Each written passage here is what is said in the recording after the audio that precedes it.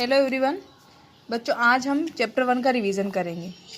Next week में आपका PT 1 का टेस्ट होगा, आपकी ऑनलाइन एग्ज़ाम होगी। तो इसमें से आपकी क्वेश्चन आंसर जो भी आएंगे तो वो चैप्टर के बीच में से आएंगे।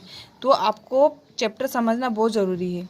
आपको क्या करना है इसके लिए कि जो चैप्टर 1 का वीडियो मैंने गूगल क्लासरूम ऐप में डाल रखा है, तो उसके जितने भी पार्ट है आपको पढ़ना है और इसको वापस से समझना है।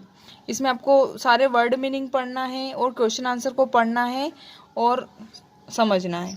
ठीक है, ये चैप्टर हमने पढ़ लिया था। ये जो चैप्टर है ये एक राक्षस के बारे में है। और जो राक्षस रहता है वो बच्चों को बगीचे में आने नहीं देता है, लेकिन कुछ समय बाद क्या होता है कि एक छोटे बच्चे को देखता है, जिसके कारण उसका हृदय परिवर्तित हो जाता है और फिर उसके बाद में जो है वसंत का आगमन हो जाता है। ठीक, तो अब हम पढ़ेंगे क्वेश्चन आंसर पढ़ेंगे। इसका क्वेश्चन नंबर फर्स्ट है, इसको समझेंगे। क्वेश्चन नंबर फर्स्ट है, राक्षस का बगीचा कैसा था? तो इसका आंसर है, बगीचा बहुत ही सुंदर और भव्य था। उसमें हरी घास मखमल की तरह बिछी हुई थी। बगीचे में अनेक प्रकार के फूल खिले हुए थे। आसपास का वातावरण सुगंधित फूलों से सुवासित था। उसमें मोलश्री के वृक्ष थे, जिसमें वसंत ऋतु के दौरान श्वेत कलियां खिलती थी। शरद ऋतु में वृक्ष फलों से लद जाते थे, जिन पर बैठकर पक्षी मधुर ध्वनियों में गीत गाया करते थे।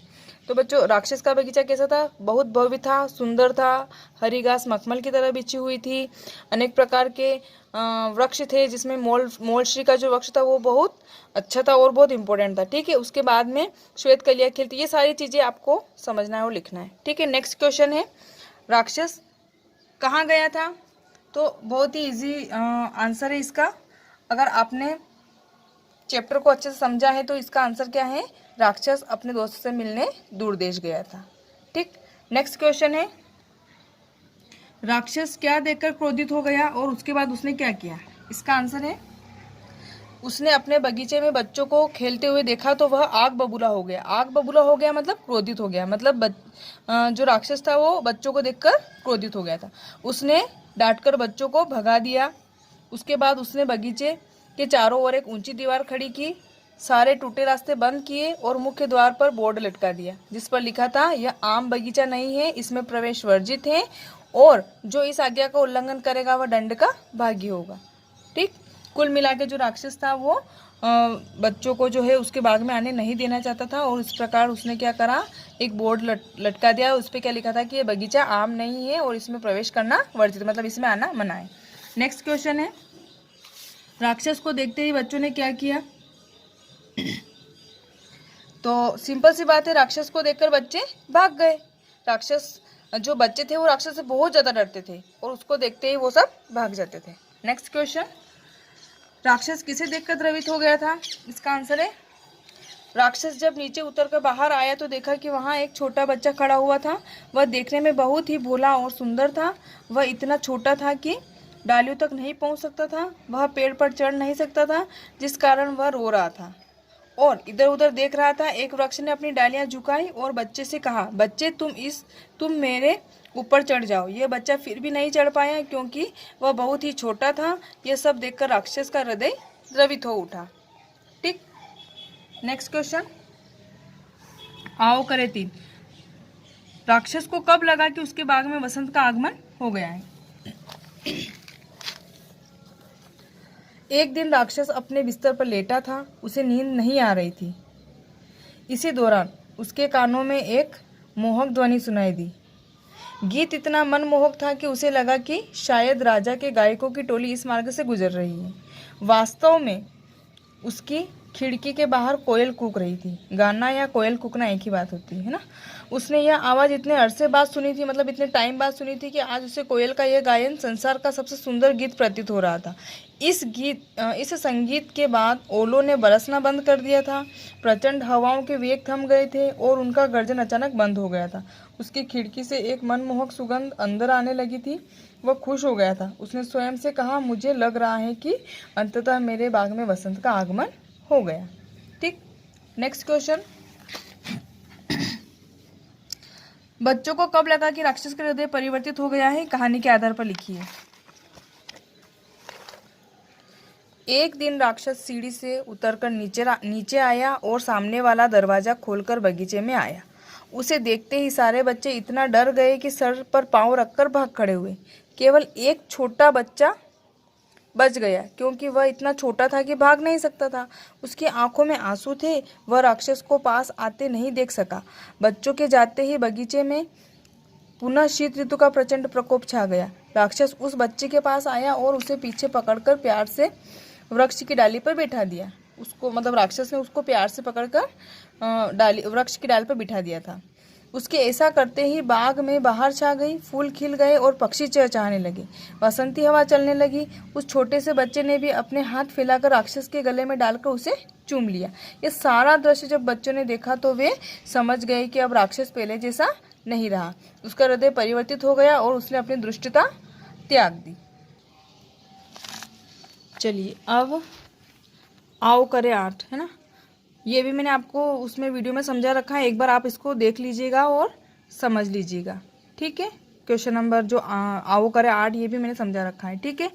और ये वाला जो है आओ करे नो, ये भी मैंने वीडियो में समझा रखा है। आप इसको अच्छे से देखिएगा और संज्ञा का वीडियो पूरा देखना है आपको। संज्ञा के वीडियो में आपको ये सारी चीज़ें भी मिल जाएंगी, आओ करे आर्ट और आओ करे नो, ठीक। अब देखिए आओ करे 10, इसके क्वेश्चन आंसर को एक बार पढ़ लेंगे और समझ लेंगे। संज्ञा किसे कहते हैं, उदाहरण सहित बताइए।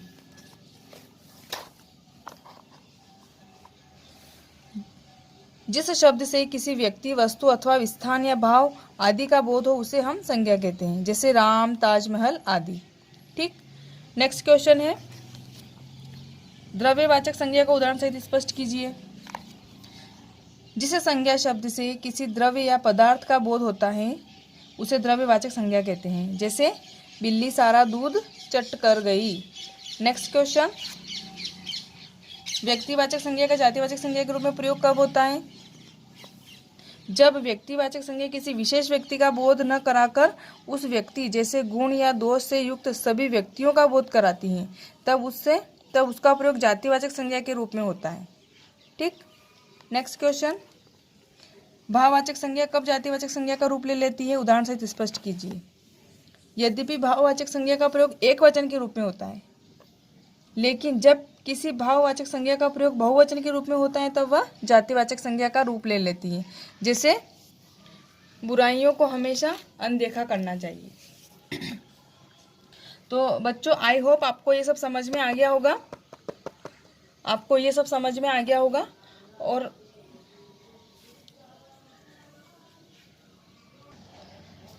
बच्चों आपको जो गूगल क्लासरूम ऐप में मैंने संज्ञा का वीडियो सेंड कर रखा है वो भी आपको पूरा देखना है, और चैप्टर 1 के जितने भी वीडियो हैं आपको अच्छे से पढ़ना है, अच्छे से समझना है।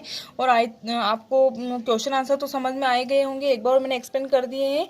अगर आप वीडियो देखेंगे तो आपको अच्छे से और सब समझ में आ जाएगा, है ना। अगर चैप्टर समझ में आ जाएगा तो वो भी समझ में आ जाएगा। और आपको क्या करना है कि जिस दिन आपका पेपर होगा उस दिन आपको 30 मिनट दिए जाएंगे, है ना, मतलब आधे घंटे करीब आपको टाइम मिलेगा। उसमें आपको पेपर जो है उसको कॉपी में उतारना है, अच्छे से समझना है और सॉल्व करना है, ठीक। और फिर क्या करना है कि आपको वो जो पेपर है वो सॉल्व करके आपको टीचर्स को सेंड करना है।